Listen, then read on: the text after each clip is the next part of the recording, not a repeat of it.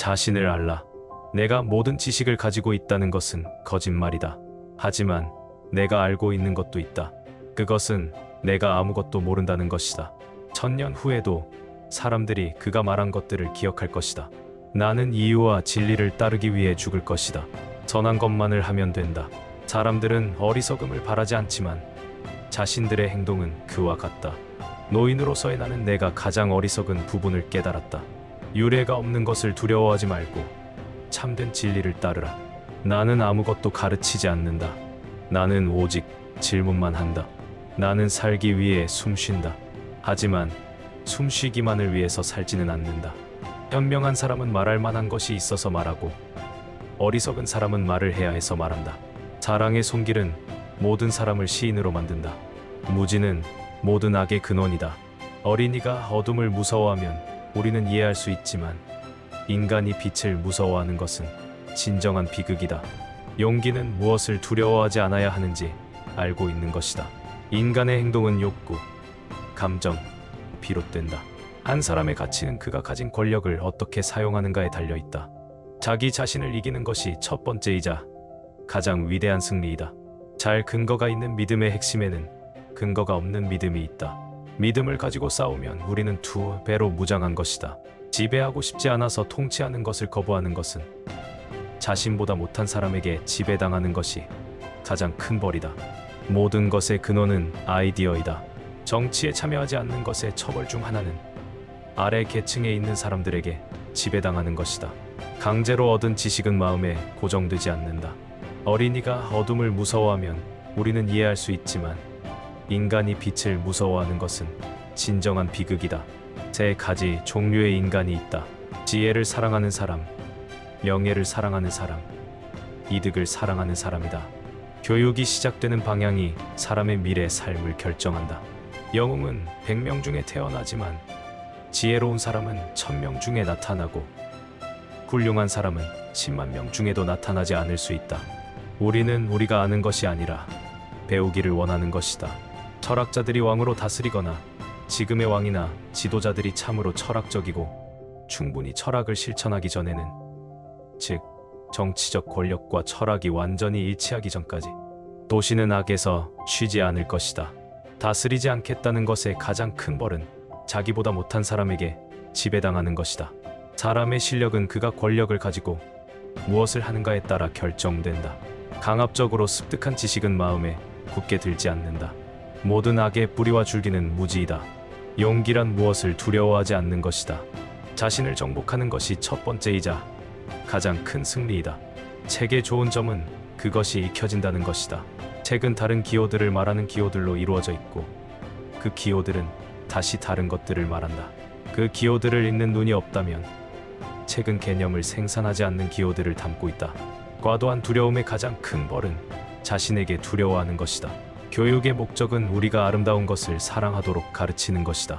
영혼은 다음 세상에 자신의 교육과 문화 외에는 아무것도 가져가지 않는다. 사랑의 손길을 받으면 모두 시인이 된다.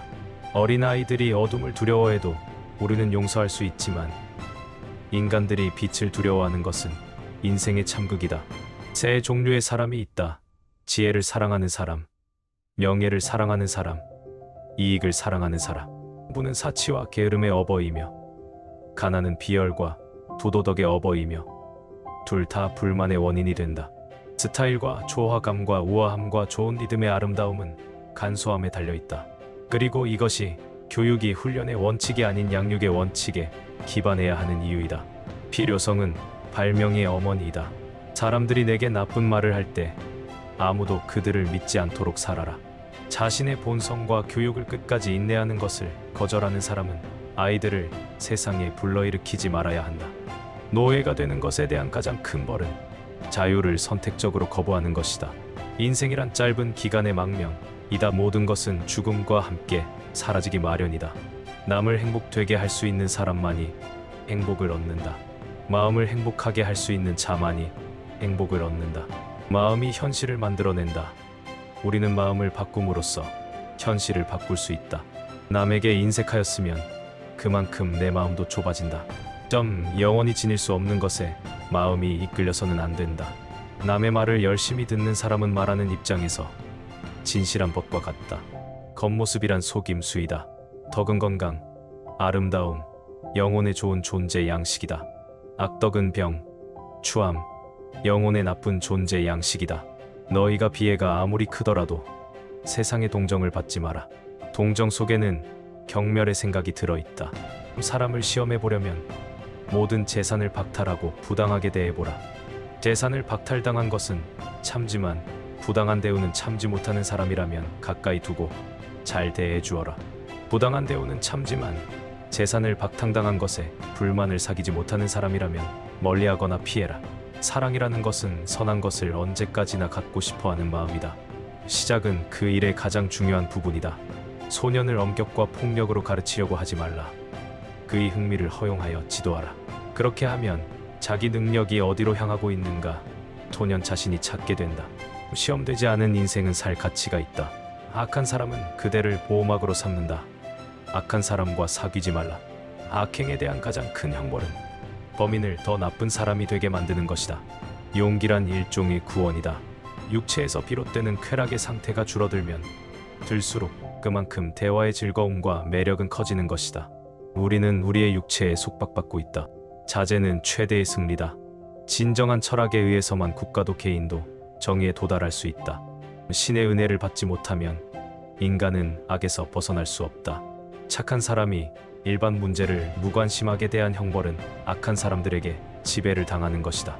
철학자가 왕이 되거나 현재의 왕들이 철학적 정신과 힘을 갖게 되기 전까지는 국가도 인류도 결코 재난을 면치 못할 것이다.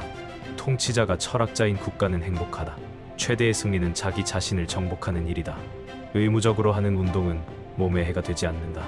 그러나 강제로 습득한 지식은 마음에 남지 않는다. 교육이 한 인간을 양성하기 시작할 때의 방향이 훗날 그의 삶을 결정할 것이다. 진실을 말하는 사람만큼 미움받는 사람은 없다. 탁월함은 재능이 아니라 연습으로 얻어지는 기술이다. 우리가 탁월해서 바르게 행하는 것이 진실을 바르게 행함으로 탁월함을 얻게 되는 것이다. 생각이란 영혼이 영혼 스스로와 대화를 하는 것이다. 정치를 외면한 가장 큰 대가는 가장 저질스러운 인간들에게 지배당하는 것이다.